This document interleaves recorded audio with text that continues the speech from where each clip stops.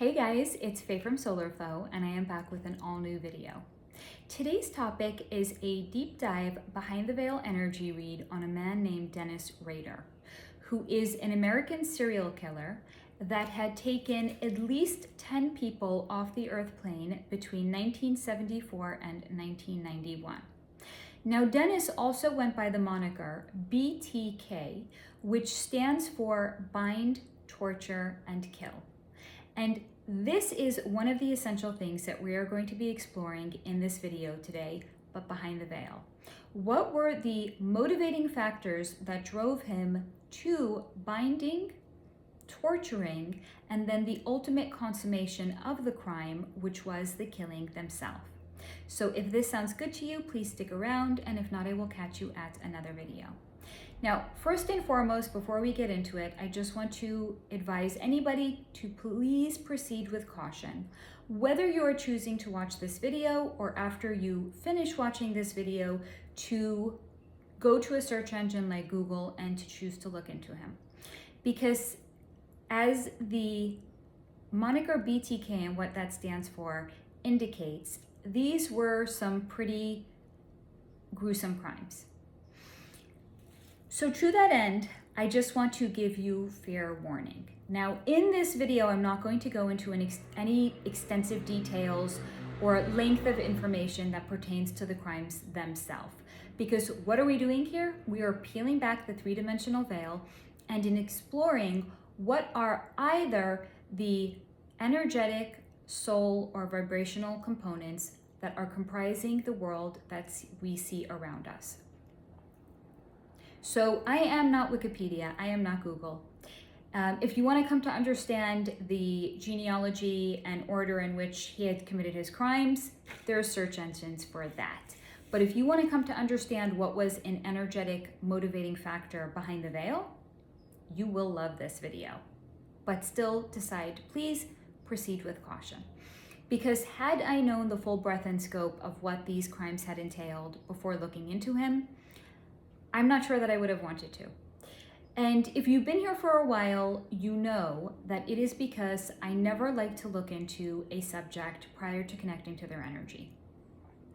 I want to go into a channeling session knowing as little about a subject as possible, because that way there's not an accumulation of mental noise or static pre-existing in my mind that when I'm channeling the information, it's going to have to pass through the 3D information that I know before I can receive it. I want to know nothing.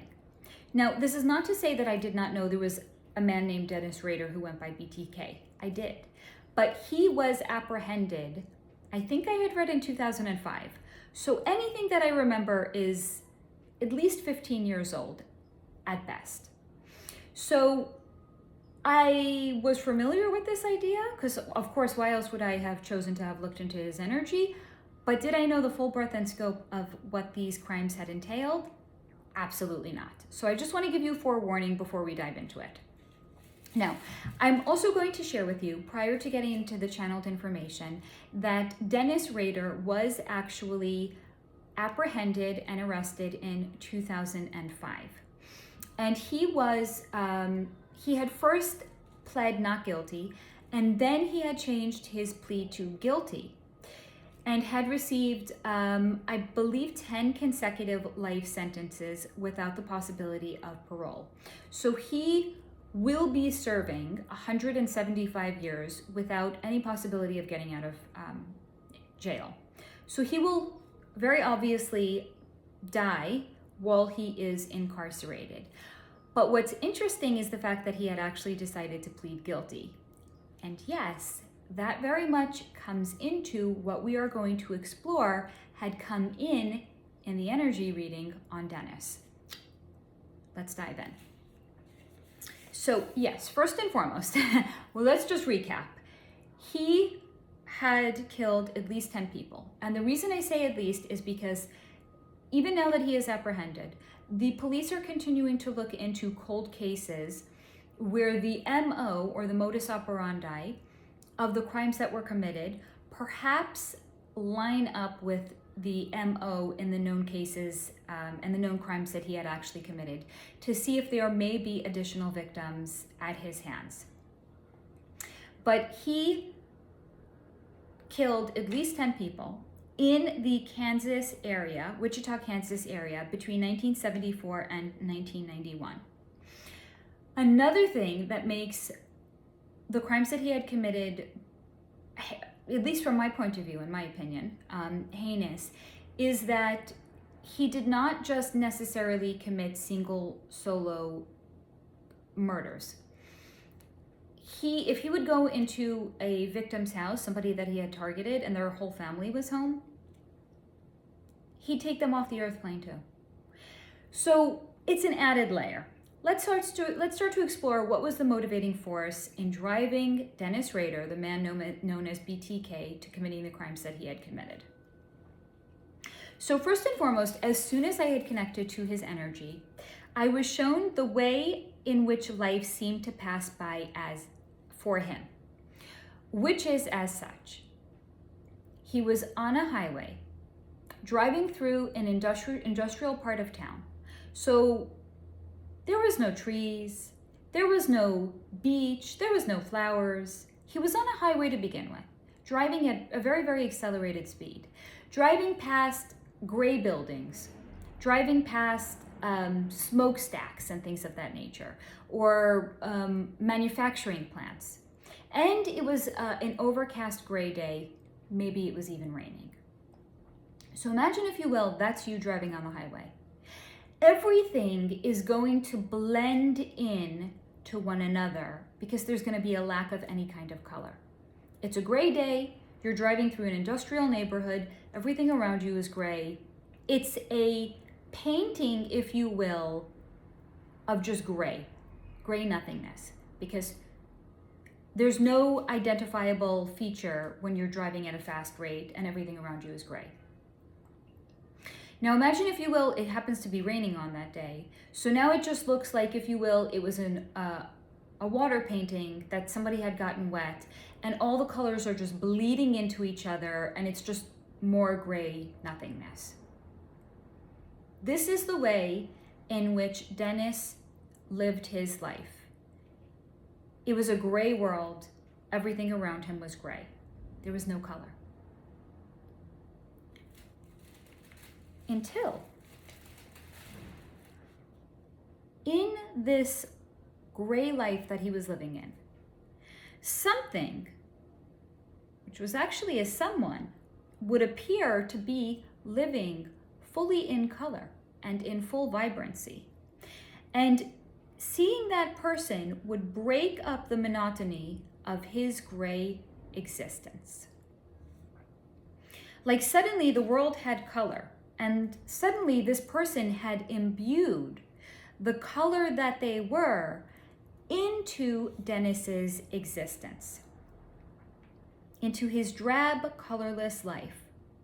And then therefore that would lead to him feeling like he had to own them. He had to consume them.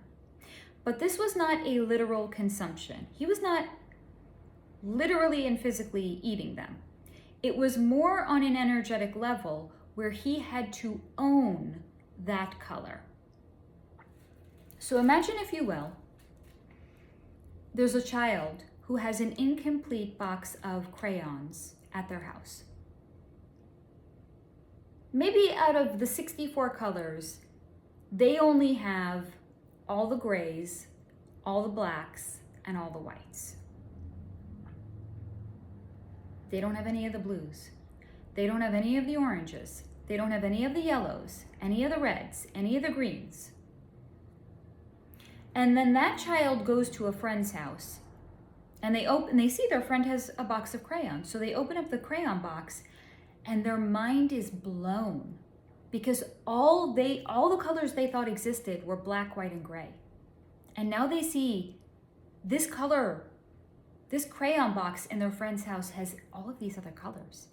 It's not enough for them to know that these colors exist. They have to own those colors. So when they leave their friend's house, they make sure that their pockets are stuffed with all of those other colors that they have, so they can have them too. That is one of the motivating factors that led Dennis to committing the crimes. It was wanting to energetically own the colors that these people were.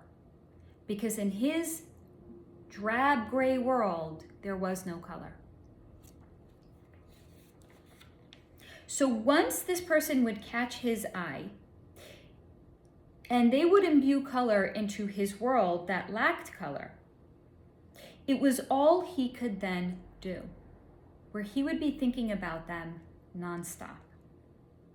And he would fantasize about them. And the fantasy then would also prolong his desire in where he felt he had to consummate the complete act and the killing. Because once he had consumed all the color that this person was, his world would go back to being drab and gray again. So the longer he could prolong the experience before he would ultimately act on it, the more color was, at least temporarily, imbued into his world. Now, this is also going to explain how he was somebody that was tremendously patient. Because this is not a disorganized spree killer that first opportunity he gets, he takes somebody down. No, he was incredibly patient. Again, there was 10 crimes committed over 15 years. So he could go long stretches of time before he was going to commit another crime. Because it behooved him, even on a subconscious level, to prolong the experience as long as he could.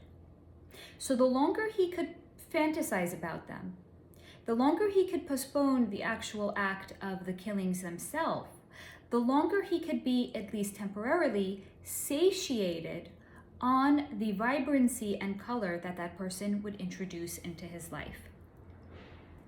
Now, also, I'm going to say, imagine, if you will, there's a robot. But this is a robot that's been programmed to do basic tasks.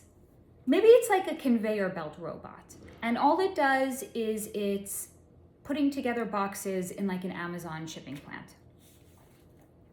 But then imagine this robot that has been programmed to do a specific set of tasks now has received a software upgrade. And the software upgrade is an artificial intelligence upgrade. It is now where this basic robot that was doing basic tasks has some sort of an enhanced capacity and an enhanced experience in the way in which it interacts with the world. So it's not to say that Dennis couldn't live his life and do the things that he was doing, because he was married, he had 2 children, he was very active in his church community, believe it or not. So that was kind of like him living his life as the basic robot that was programmed to do basic functions. But once this person that was drenched in color caught his eye, that was where he had received some sort of, if you will, like an artificial intelligence software upgrade. And it was now where he had an increased capacity. So at the time that somebody would catch his attention and he began fantasizing about them, it was shown to me that he felt light and buoyant and energized, because it was like he had received this software upgrade. He was almost giddy, kind of, if you will, the way similar to the way you might feel if you were going out on a date with somebody that you really liked. You would be excited. You would feel giddy. He felt the same way after somebody would catch his eye. He wanted that high to last as long as it possibly could. That is why he was able to be so incredibly patient. Now also, not only did the world have color at this time, but everything was sharper and more focused for him. And he was really at his energetic best in this kind of in-between stage when a person had caught his attention, but before he had actually committed any sort of a crime against them. Plus, he had all of this anticipation and the excitement of the buildup. Now, he also, because he wanted to postpone the amount of time in which he could fantasize about them, and he could feel like he was this enhanced version of himself, really took his time to get to know the person. And this is funny. It's not funny. It's just to say that I'm using the word take his time to get to know them, because here's the thing. It's not actually like when you're dating somebody and you're getting to know them. The person didn't know that Dennis was taking the time to get to know them. Because what was it actually? He's referring to it as taking the time to get to know them because it was his energy I was connecting to. But in actuality, what he was doing was he was stalking them. Now, this is not where he was acknowledging he was crossing some lines. There was a violation of boundaries, right? There was a violation of a person's expectation to privacy. It's not like he knew he was stalking them and he just wanted to repackage it and repurpose it and give it to me as if like, to try to make it look like reframing it. Like, oh, it's not that bad. I was getting to know them. No, it's to say that the way in which he lived his life was completely dispassionately. Very, very cold for the most part, because again, he lived in a drab gray world. So he didn't have any sort of a motivation to make himself look good to me. It was like he was just delivering the facts to me. And the facts as it was to him was he was just getting to know this person. Okay, maybe the law in the country says that that's considered stalking, but not to him. He was getting to know them. They just didn't know he was getting to know them. Now, what was also shown to me is he didn't necessarily derive any sort of pleasure from the act of getting to know them. So stalking this person didn't do it for him. He didn't derive any pleasure from it, of any kind, not even like sexual pleasure. He derived pleasure in fantasizing about the person, but part of what was an enhancement of the fantasies of that person was getting to know them, which again, he didn't perceive as stalking. He was getting to know them, but he didn't derive any pleasure from this. So he is somebody that on the one hand has tremendous amounts of energy that he can go through his life as if he is a programmed robot, but then also get some sort of an energetic upgrade when somebody drenched in color catches his eye. And that even at that time, he could be so completely dispassionate and devoid of any sort of an emotion connected to the experience. He could stalk them or get to know them, feel absolutely nothing about it, but then in his time when he wasn't stalking them or going through the motions of his life, when he was fantasizing about them, that's when he would derive some sort of a pleasure through that experience. Now, the way in which it was shown to me was the fantasizing was, if you will, like microdosing. He wasn't taking the full dose of whatever the substances he's microdosing on. He's taking little bits of it to sustain him and to energetically pick him up, but without having the need to do the entirety of the full dose. Because again, he wanted to prolong it as long as possible. Having this person imbued his life with color that it ordinarily had lacked. So it really, really behooved him to take his time to get to know them, to take his time to allow the fantasies to really percolate before the fantasies would become even dry. Because just like any other drug, the more you take of something, even alcohol, the more alcohol you drink, the higher your tolerance is going to be. The more of anything you do, the more you're going to need of it to get the same dopamine hit from the experience. So this is another explanation in explaining to you how he was able to be so incredibly patient and to prolong the experience. He wanted this dopamine hit to extend as long as it could, where his life was imbued in color as long as it could remain that way, because even after the first crime that he had committed, and he realized that high wasn't going to last forever, then it definitely behooved him to try to stretch it out as long as possible. Because after he would commit the crime, even taking into account that there was a period thereafter of a number of days where he was going to have to be more diligent, right? He wanted to make sure that he was not on the police's radar, even though at a later point he actually started to taunt the police. But he wanted to make sure that, was the crime first and foremost reported? Did people know that a crime had been committed? And then was he on anybody's radar? So that would prolong the experience a little bit by introducing some level of this adrenaline into his own life. But then thereafter, the color had been extinguished by his own hands, and then the adrenaline had been extinguished. What did he have left? So he really, really wanted to extend the experience as long as he possibly could. And this elevated stage, like I had said, was something that could not last forever. The more you do of anything, the more you're going to have to do to get the same result and the same experiences.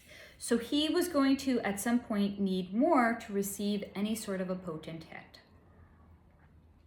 Now, this was then shown to me after he had extinguished, if you will, or actually another way of saying it is drained the maximum amount of energy that he could from the fantasizing about committing the crimes. This is when he would go into what I call tactical planning mode, where he would start to think about the logistics of what he would need to do if he was going to go in and consummate the crime. And yes, I am very intentionally using the word consummate, because for him, the killings themselves were the ultimate act of the consummation. It was like, imagine, if you will, somebody's doing little bumps of cocaine, but then at a certain point, the bumps aren't going to sustain them. They want to do the whole fucking damn line. So for him, the fantasizing about the person, the extending the experience as long as he could, was doing little bumps of coke. He wanted to do the entire line at a certain point. And that was why the crime had to be consummated and lead to the ultimate conclusion, which was the extinguishing of this person's life. We're going to talk more about this because what was going on behind the veil is fascinating. But it is shown to me at this time as tactical planning mode, where he would think about practically what he would need to do to make sure that this crime could be committed discreetly and could go off without a hitch. Now, he might be thinking about, first and foremost, like from the getting to know this person stage, i.e. stalking, learning what their schedule was like, right? Where do they go and at what time? What time do they get home? Who do they live with? Getting to know them. So he would be thinking about what time is he going to go and he's going to commit this crime. Is he going to need to bring anything with him? And as prepared as he might have been in this tactical planning mode, he would also, because he was all about power and control, he actually liked to use items at a person's house to consummate the crime. Such as if he was in a woman's house, he would actually strangle them using their own stocking hosiery that was in the house. Again, power and control. I'm going to take this item that this person owns and I'm going to use it against them. And I'm going to use it against them where I'm able to actually eradicate their life altogether. But this was very much where he would be even more cold and even more impassionate, and he would mentally organize everything in his mind. This was maybe not his favorite part, but it was an essential part that he needed to do to make sure that he could get away with the crimes. because the success of everything going off without a hitch at this time depended on him being completely cold and dispassionate, and applying that cold, dispassionate nature to the planning of the crime. Now, this is very interesting. So what was shown to me is if the recon work would be considered the drudgery, like imagine you're a police investigator. Is the police officer's favorite part where they're going out and they're doing drive-bys, or where they are on a stakeout and where they're looking into the person that they're keeping their eye on? Is that their favorite part? No, that's the drudgery. So if the recon work was the drudgery, the fantasizing about the person was the buoyancy, the planning stage was the authority, but the crimes themselves, the consummations of the crimes themselves, this was shown to me as being a symphony. And he was the maestro. So it was like he was a peacock with his plumage fully out and on display. So when a male peacock is trying to court a female peacock, what he will do is his feathers, which might usually be laying down, are standing up, and the full vibrancy and the full magnificence of what his plumage looks like is on display, so he could court this female peacock. So from Dennis Rader's point of view, his full maximum potency when his peacock plumage was on full display was when he was actually consummating the crimes. And here's why.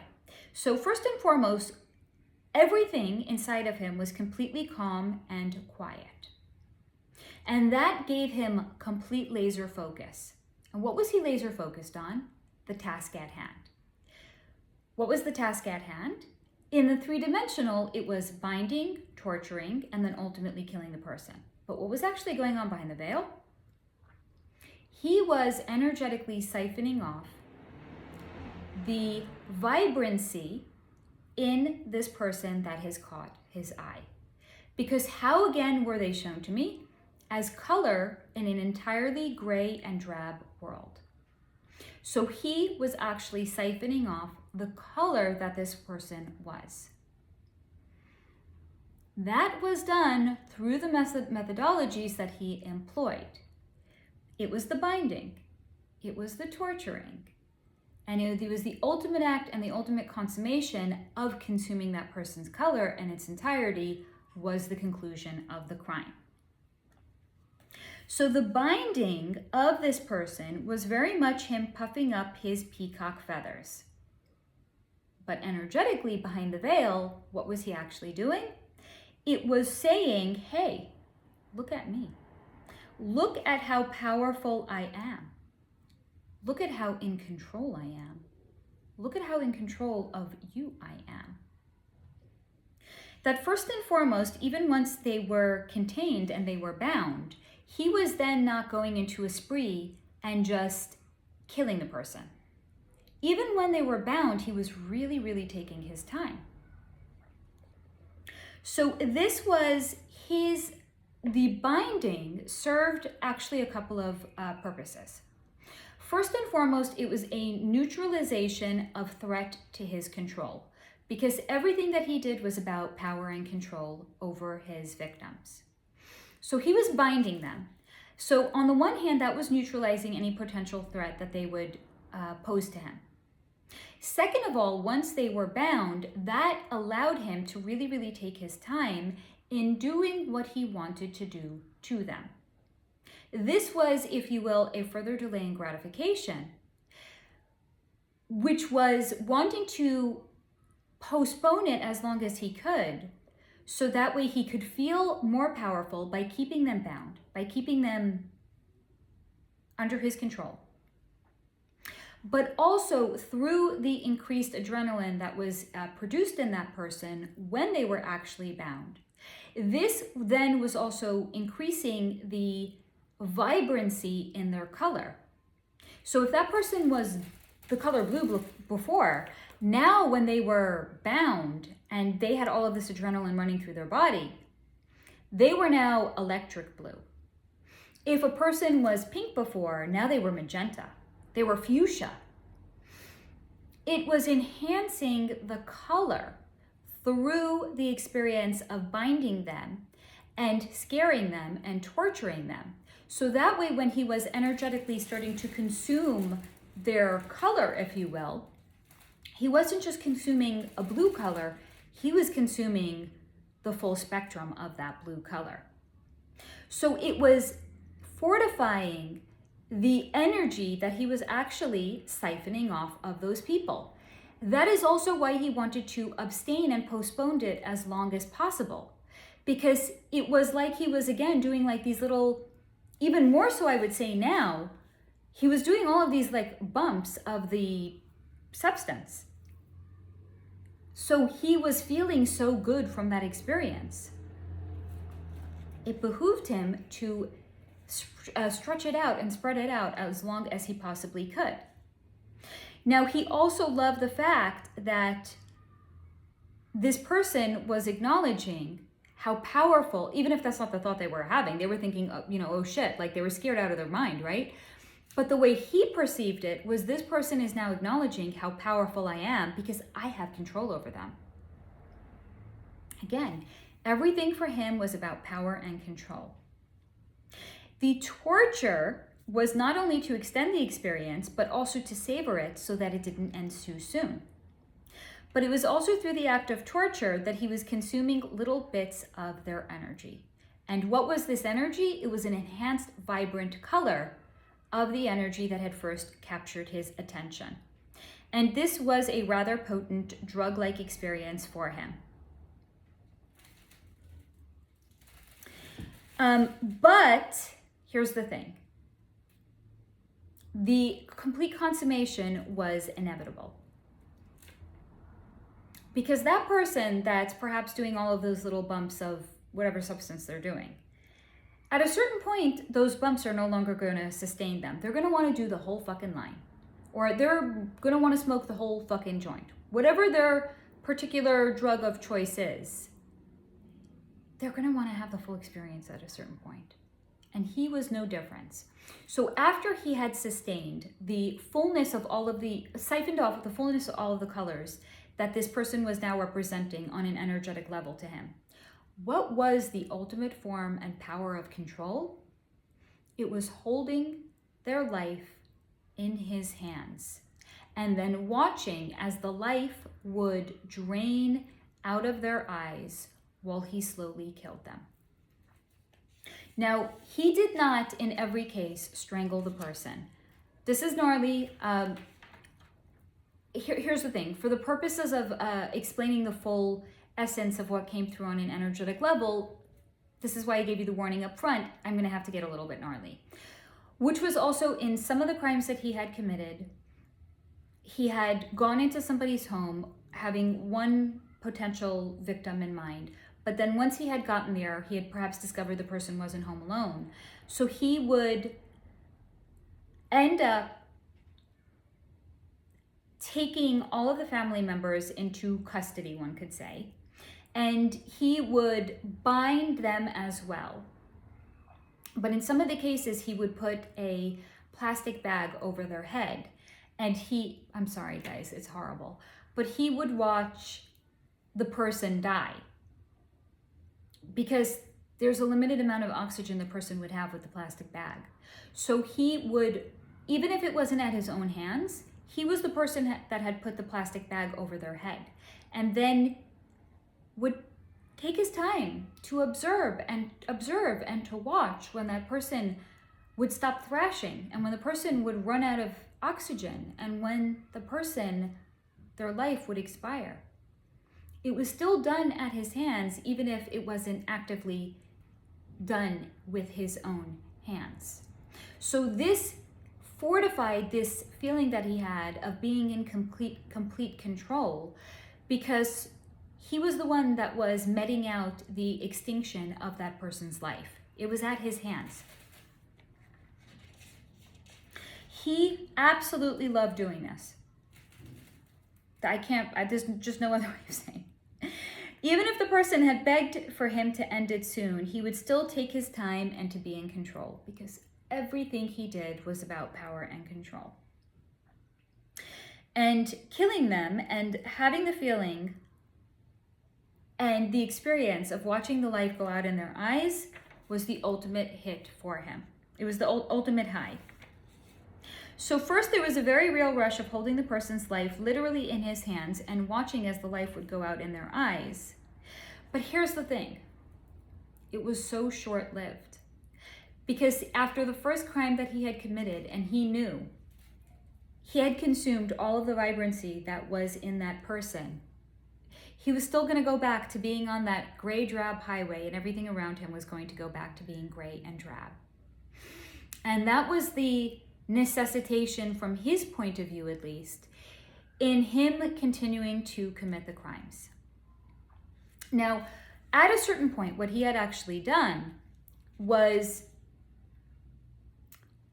after he had committed one of the crimes, he had contacted the police and he had told them where to find a body at such and such an address.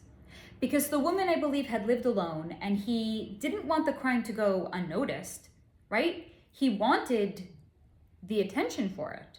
Like, how long is this going to go before the person's body is discovered? That won't do. Because the act of him driving around the crime scene thereafter and keeping an eye on it and seeing like the police that are there and then seeing the crime scene investigators that are there, that was all a way of him continuing to experience some sort of a energetic hit from it. Because it was the introduction to him of the adrenaline, which is something that he ordinarily did not even experience.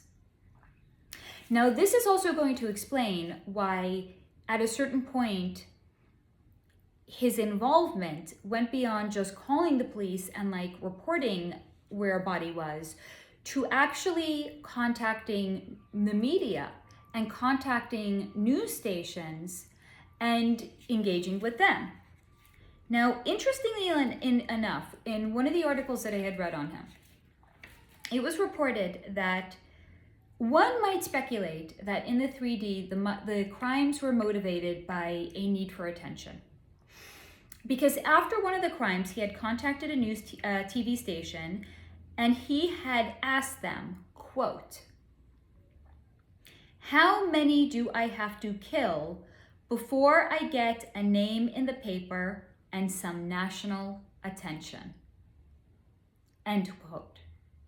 So this would make it seem like he was very much motivated by a need for attention. I'm not going to completely discount that, because here's the thing. Anything that's going on behind the veil on an energetic level or on a soul level is going to manifest in the 3D world. So the manifestation of what was going on behind the veil for him was a need for attention.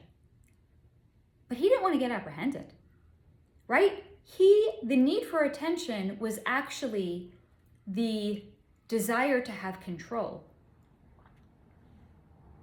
Because he was contacting the news. He was engaging with them. He was engaging in a way that could have led to him actually being apprehended, but he was engaging in a game of cat and mouse. He had contacted the police. He actually contacted them on more than one occasion. Then he was contacting the media, and he wanted to get some attention, and he was the one that actually had proposed the moniker BTK, because what did he do to the victims? He bound, tortured, and ultimately killed them. So all of this is a further display of his need for control. When he didn't have any sort of attention, he didn't have the further delay in the gratification of the experience in having control of the victims' lives. Because once that was done, it was back to Dre Grabland. But if he could postpone that, if he could extend the life of it a little bit more by now controlling the person's death, even posthumously, when he was engaging with the police and the media, that's the ultimate form of power and control. He was keeping the crimes going, and he was keeping the experience of the excitement going through the games of cat and mouse. But he was also exerting control over the media by demanding that they have some sort of a moniker for him. And it was the moniker he came up with, BTK, Bound, Torture, and Kill. It was all about power and control. That's why I love doing these videos, because again, anything that we see playing out, hold on, my crystals shifted and now I'm sitting on them. Anything that we see playing out in the 3D world around us has some sort of an explanation behind the veil. And for BTK, what was going on behind the veil was the extension of the gratification that he had experienced in the consummation of the crimes, and that he could now extend the consummation of that crime to involve other people, and where he now had power and control over those other people as well. Remarkably diabolical. Everything he did was about power and control. Now, excuse me. As I have said in other of my videos, the need to move energy through your body, such as a cough or needing to shake out your arm or kick your leg or sneeze or cough or a hem, is an indication of the acknowledgement of the truth resonating in your body. So this is very much true. My body felt a need to a hem, because it was resonating with my body in a deep and fundamental way, the truth of this energy read that I had done on him. It was all about power and control and the extension of it. So here's another way of kind of looking at it. This just kind of popped into my mind and I'm going to share it with you. Imagine, if you will, the progression of somebody that's a peeping Tom. So someone maybe in their formative teenage years, when they're really starting to be very in touch with the hormones in their body and the needs that their body has because of it, if it's a male. Let's say he's walking his dog down the street and he happens to walk by his neighbor's house and he sees the woman in a various state of undress. Now he might start to time when he's going to walk his dog at that same time of night, because he's going to try to maybe catch her in a similar state of undress. Now, maybe once he's gotten bored of looking in that neighbor, he's going to start to expand the neighborhood in which he's walking around so he can walk further to see if he can find other women in a various state of undress. Once that has already lost its thrill, it's not doing it for him, right? He needs a bigger hit to get the same dopamine rush. He might then graduate to breaking and entering, where he might now break into one of those women's homes and he might steal some of her undergarments so that he can continue the experience at home, and he doesn't have to go for a walk and try to look for it, because now he has an actual item that woman has. Now, that's kind of an example of things graduating. But I'm going to liken this more to, if you will, it's a voyeur who now doesn't just get off on watching other people engage in their intimate acts, or maybe even being voyeured by other people, right? It's now where he's graduated to, I want to go to orgies and I want to watch not just two people, I want to watch a lot of people at once doing it. It's the increasing the number of people that are involved, because through increasing that, it is a expansion of that first aberrant behavior, perhaps that person had engaged in, and the dopamine hit that they had experienced with that. It's a further expansion of it to get the same kind of a hit.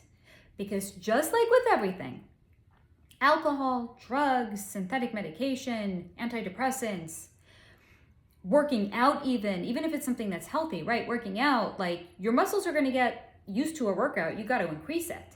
So just like with everything, to get the same experience, you have to increase the experience or the resistance of the weights. There has to be some sort of an expansion. So Dennis's expansion was the playing cat and mouse with the media and with the police. Okay, I think I beat that point to death. Okay, then after it was done and he had cleaned it all up, he knew that the dread of the gray drab life coming back in was imminent. And this was, if you will, shown to me as it's like you're on your last day of vacation. You might have been on vacation for 7 days, 10 days, 2 weeks, however long it is. You might have had the time of your life. But on that last day of your vacation, when you know that you're going back home to your 9 to 5 and to the grind, even knowing that you had a great experience on vacation, you're not going to be in a good mood right before you go back home.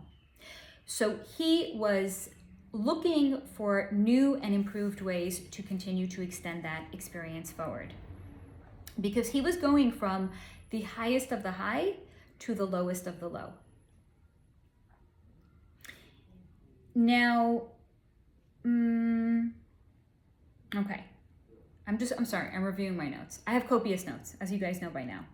So I might be repeating some of the same thing, but I think it's better to repeat it than just to sit here in silence reading my notebook. So even once he had settled in and he realized that he was safe, because he would monitor the houses and he would make sure that something was going on, the crime had been recognized. He was back to the same gray life whizzing by on the highway until some other spark of color would captivate his attention again. And then that spark of color and the connection to the person that it was involved with was like a redemption for him. And this was shown to me like he was getting pulled out of a pit of despair. Or if you will, he was about to be swallowed by a big gray mass monster of complete nothingness. And the monster's mouth is looming around him, and all he can see inside is the void going into the monster's mouth and its sharp gray teeth, and the absolute blotting out of all other light and all other color. So because at this point, after he had committed the crime and had gone back to the gray nothingness that his life was, he felt as if he was getting pulled into the mouth of a monster, set to consume him. So at the point that he would spot his next victim and the color that they were drenched in, which would then start to imbue color into his life, the experience to him was that he would have to grab onto that color to pull himself out of the monster's mouth of the gray despair that he was sure to be swallowed up by. So he was doing it to save himself from being consumed by the beast, the gray drab life beast. But the beast was actually him. So from his point of view, the killing saved him from himself. He was the gray drab monster. His life was gray and drab. But his external world was a reflection of his internal world. It was gray and it was drab and it was colorless. Why? What made BTK? And this is what was shown to me. Sorry to all the mothers out there. Like so many others, it was his mother. His mother, however, was exceptionally critical of him. But this was not the ordinary, please put your clothing in the laundry. It was not clean up after yourself after you eat. It was being critical to the max. So it was where she was critical of not just put away your toothbrush, she was critical of the way he would brush his teeth. It wasn't just she was asking him to put your clothing in the hamper. She was critical of the way he put his clothing in the hamper. She wasn't just saying put your comb away after you brush your hair. She was critical of the way he brushed his hair. She wasn't just saying put your shoes away when you get home. She was critical of the way he put his shoes away as soon as he got home. She was critical about absolutely everything. Now, this was also shown to me as there was lacking in his household proper energetic, what happens when you're on a seesaw? you have a proper dispersion of the weight where there is a creation of balance. But because his mother was somebody that wasn't home a lot, when she was home and she was giving him attention, it was all negative attention. So there was a lack of balance in his home when it came to the attention that he was receiving. So on the one hand, it felt like he was invisible and he got no attention from her. On the other hand, the only attention that he got from her was actually negative attention. So he felt completely overexposed whenever he was around his mother. There was no balance. And what's worse is because he was young and he was living at home, he could do absolutely nothing about it. The woman was completely overbearing and terrorized him, and thus had turned himself against himself as well. Because what was the programming that he received in his household? He couldn't do anything right.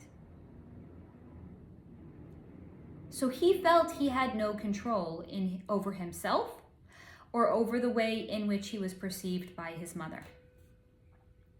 And no matter how much he tried to adapt or anticipate what his mother would find was wrong with him next, she always found something new to zero in on.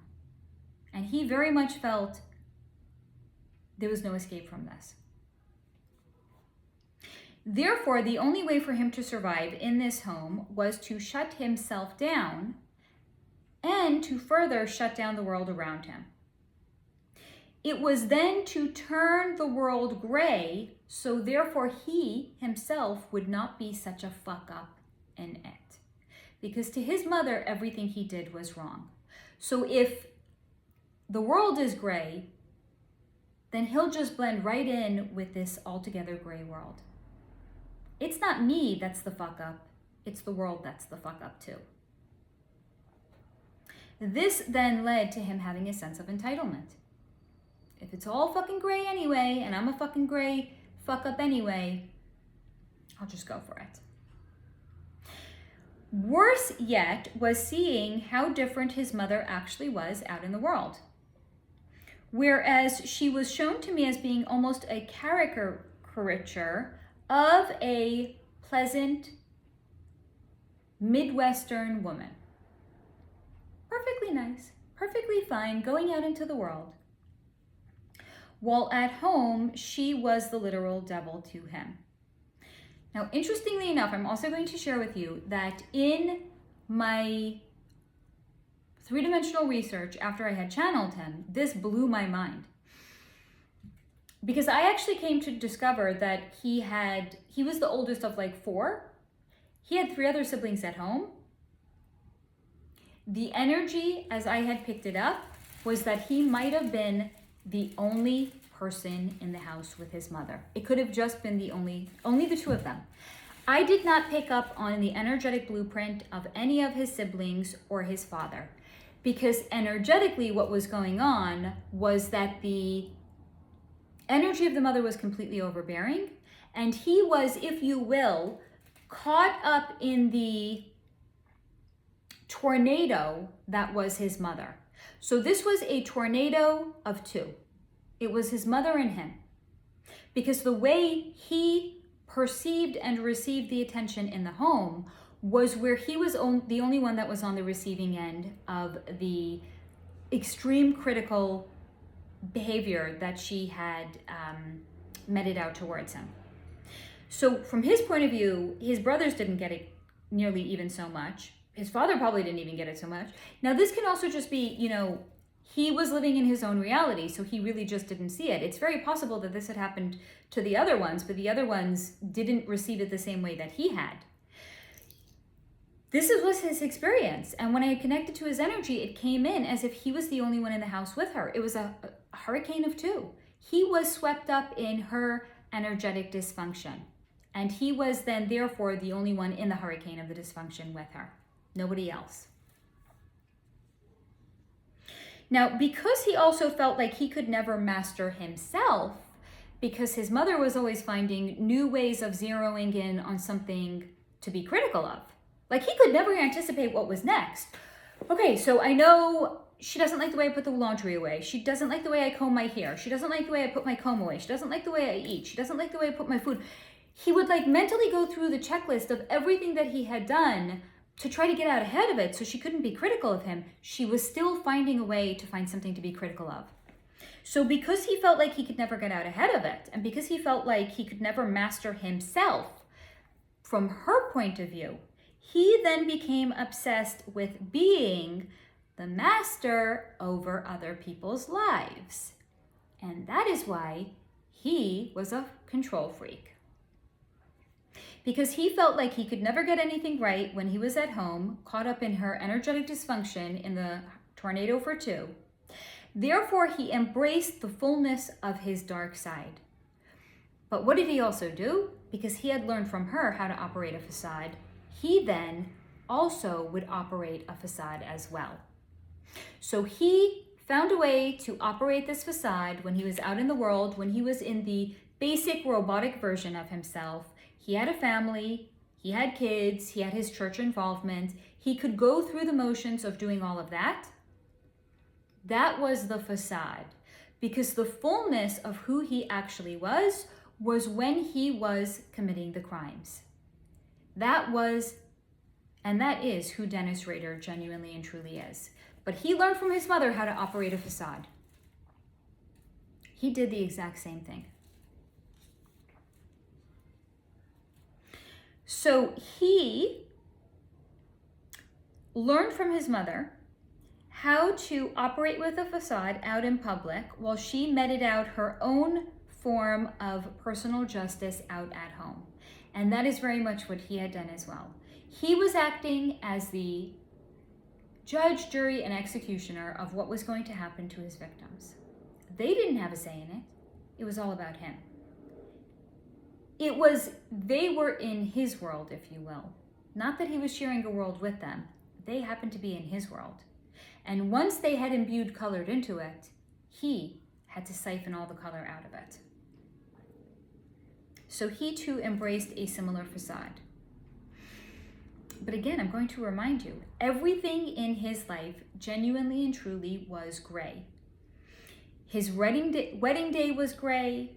The birth of his children, those days were gray. Everything he did out in the world when he was operating with a facade was completely gray.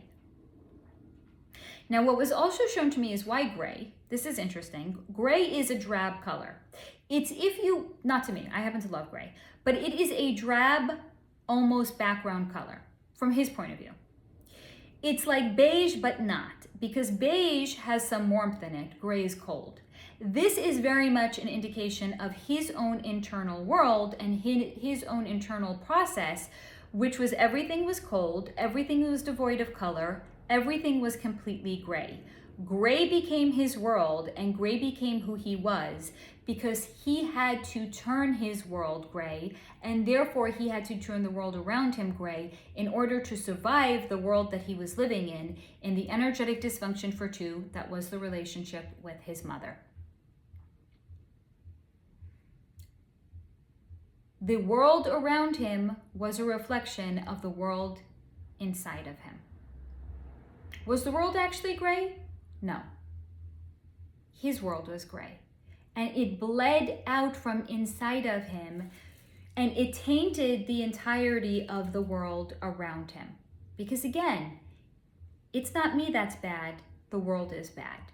It's not me that's gray, the world is gray. It was a way of escaping the uncomfortable feelings that he had as himself that turned the world around him devoid of any color. So he rectified and fortified a gray life around him as it was all he could do to not be swept up in the perception of his inherent lack of goodness. It was all he could then do to drown out the words of his mother from following him into eternity. It's not me that's not good. It's the world that's not good. It's not me that isn't the light, because there's no light that's out in the world. It was his effort to escape the programming of what his mother had done to him that led it to bleed out from inside of him into the world at large. Because then it wasn't him that was bad, it was the world that was bad. It wasn't the world that was gray and devoid of, it wasn't him that was devoid of color and gray, it was the world at large.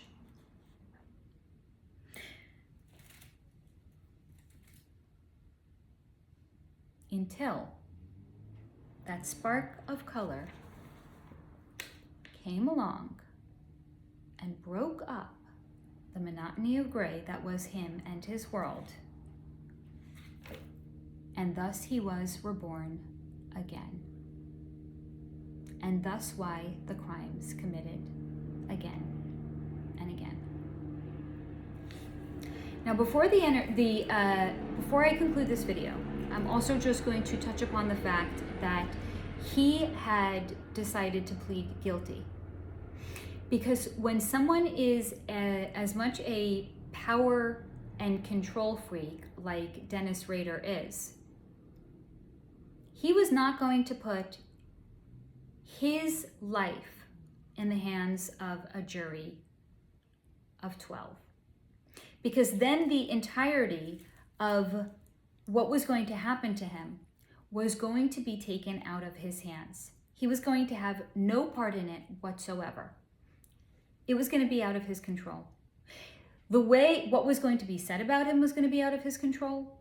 The way in which he was going to be made to look to the jury and to the world at large, that was all going to be out of his control. And that would not do. So rather than take a chance of maybe not being found guilty,